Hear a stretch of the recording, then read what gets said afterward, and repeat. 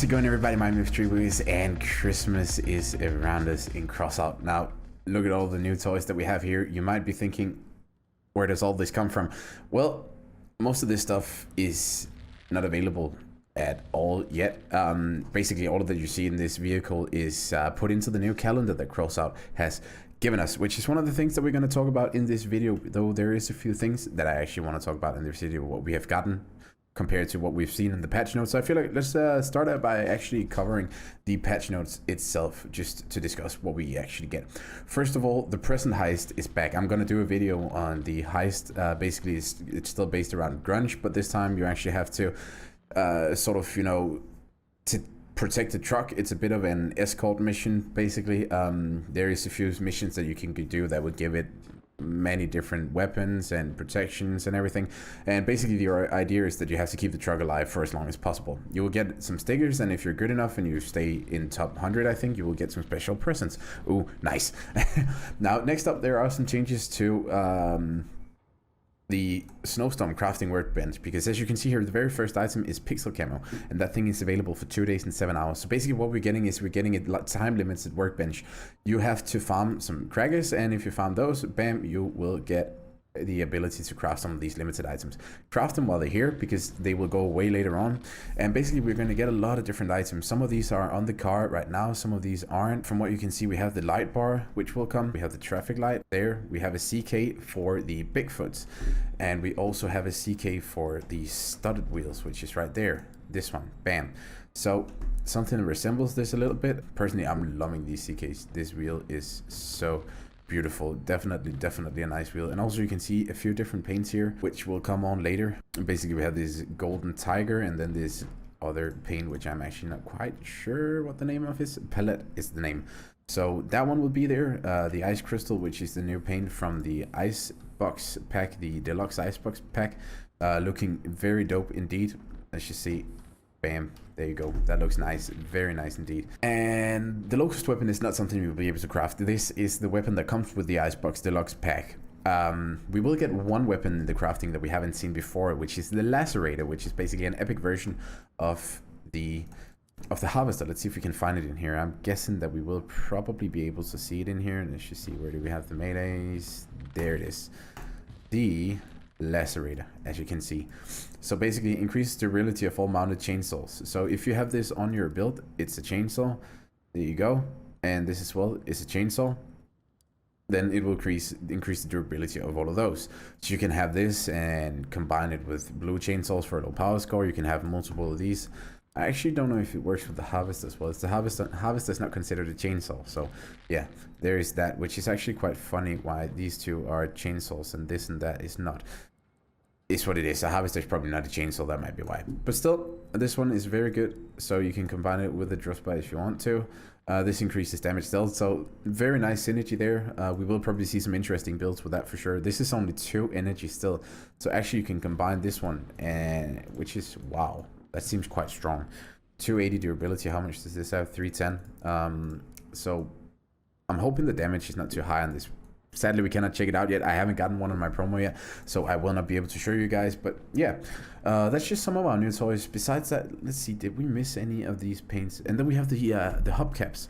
Look at this, which are basically spinners. I guess if I start driving, then they keep their rotation, and then if I reverse, I guess they actually start reversing as well. So that is very cool indeed. I'm guessing these will spin up until it follows the tire completely. And if we then brake, yep, they spin a lot. Super dope. All right, here we have the locust. Oh, interesting sound. Interesting sound indeed. And as you can see, we have a little timer down here. And basically what the timer does is that if we land the first shot, or the first volley, then the next volley will have an increased blast radius. Now they did reduce this from 50 to 30. The first leaks that we saw had 50%, which I'm personally quite glad that they didn't, because 50% is quite a lot, especially combined with the hobby. But that is, I think that's mostly it for the new items in the patch notes. So let's keep on going. Besides this, there is now, you know, some medals that you can get for the Snowstorm event, and if you get a certain amount of these medals, you will get different things, a special portrait, you can get a background and for your banner, and an emblem for your banner as well. And if you keep going again and again and again, then you can get even more backgrounds and banners. So I guess that is also pretty nice. I would maybe expected a bit more than just banner and background, but it is what it is. It's still nice to get new stuff that is time limited. In my personal opinion, I like farming stuff that, you know, is limited for some time, so that is indeed a good thing, I think. Besides that, we have the the pack is also, that tells you everything you get. You get like the new wheel caps, you get the paint that also looks quite sick, you get the rocket launches, the holograph, and you get the icebox cabin, 4,000 coins, Jack Frost portrait, and you get paint. You also get the cold flame paint, which is the old paint. Then we have the new map, the Narkograd, which is also quite interesting. We covered that, so we're not really going to look at it. Visitors in the garages, you actually saw when we were out here. I think there was someone out here, wasn't there?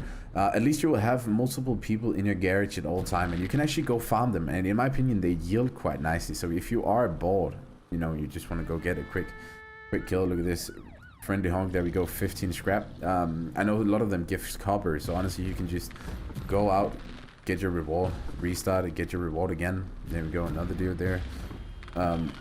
Give him a honk, another 15 scrap. You know, at the end of the day, this will actually get you a decent amount of currency, especially if you are new to the game. It's not like I recommend you just sit here and go fucking honk at people in your garage.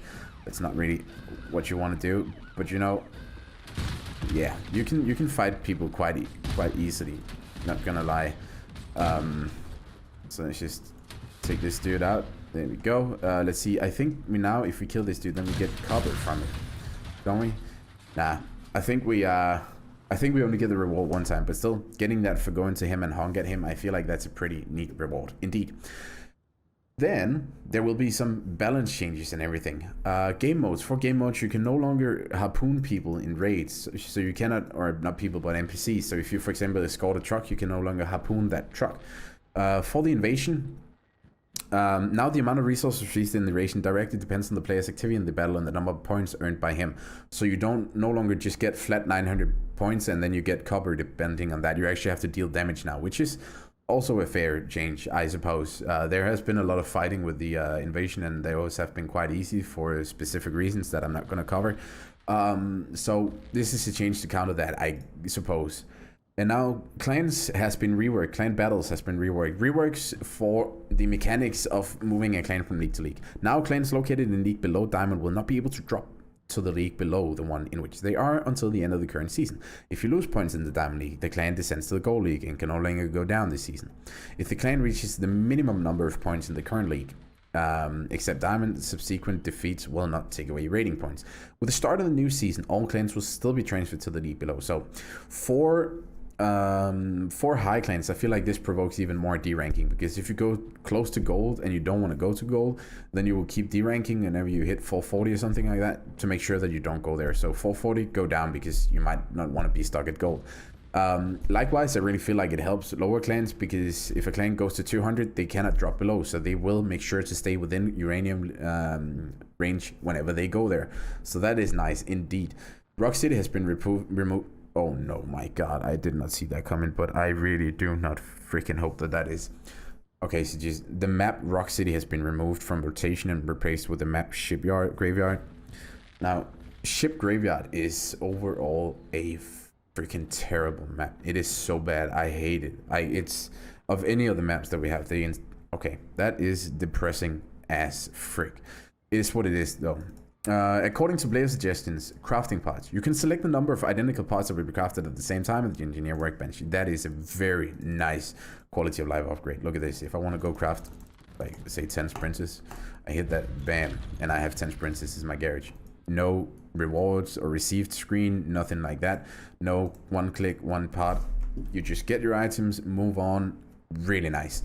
Quantity can only be specified for one specific part. So you still have to craft like one part, X amount, next part, X amount. But still, we're literally saving, like, if you play this game for 5 years, you probably save like half a year on not having to watch that and click one at a time. So that's really nice.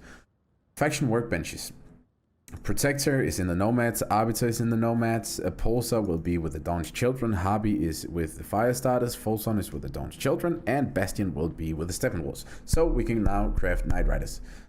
Awesome, because there you go. Have your cabins. A lot of people really wanted the cabins, but were not able to obtain them. There you go. That one is for you. I think that's nice. Shotgun Breaker. Made changes to the weapon model. Now it becomes easy to protect with structural parts. That has been one of the most terrible things about the Breaker, to be quite honest. The fact that the Breaker is a relic and is just, you know, has to be so freaking exposed to ever be able to shoot with it. Compared to the Hammerfall, for example, because you have to have both gun barrels with a pretty nice clearance height in order to shoot at all. As you can see, look at that firing angle, even though I am actually looking down. And it, oh my. So it actually only, I would assume that it only counts for the upper one now. Let's just see. Yeah. So actually only the upper barrel is sort of detecting if there is anything colliding. So you can see we can shoot right in front of us, even though the bottom barrel is right now quite clearly not looking at the ground. Really, really great change indeed, and that was needed for the Breaker. Like, it is a strong weapon, and some people might say, oh, that's broken, but honestly, this is needed. Nidhogg, reload time reduced, we knew that. Shotgun Goblin, damage reduced, we knew that. Punisher, durability increase, damage increase, we knew that. Pulsar as well. Emily, Jewel, all this has been covered. Lance is still 20%, which is nice, and changes to the Mauler as well. Besides that, Executioner has an increased collision model. Meat Grinders improved handling with augers on uneven surfaces. Definitely gotta go test out that because they are a pain to drive. Goliath tracks, power score increase from 450 to 700 and tonnage increase. So they did go ahead and rise the or increase the power score and the tonnage. No increase to the health pool, which I think is quite nice, to be honest. Besides that, rare invisibility module, Chameleon. So the Chameleon works like they wanted to do, which is also very cool. And then we have a few quality of life changes to interface. We have some changes to sound. And then some MISC changes, which is basically... so you're going to get a few things from the engineers now when you reach Prestige, which is also nice, but they are not here. Let's just see what it says. Now for reaching the second and third level of reputation. Oh, just regular reputation. You know what? Let's go and see what we will actually get. So, level 2 is left crutch, but these, yeah. Oh, so you're getting 2 of them now instead of just 1. That is also nice, I guess, even though it's not the most useful items. Then we have the Lupara and the Huntsman changes, appearance changes. And a list of bug fixes. And one of these bug fixes, so this is a Scorpion. If you hit like specific parts and cabins, you can actually deal double damage, which is quite strong, to say the least. So I think that's a pretty nice change indeed. And then we just have a lot of random bug fixes, which you guys can go read yourself, because this is, in my opinion, the most important things to cover. We have new weapons. We have a lot of new appearances items. Don't forget to log in to see what you can get every 3rd day. Just what you can craft. Lots of nice things. These lights are literally so freaking amazing in my opinion.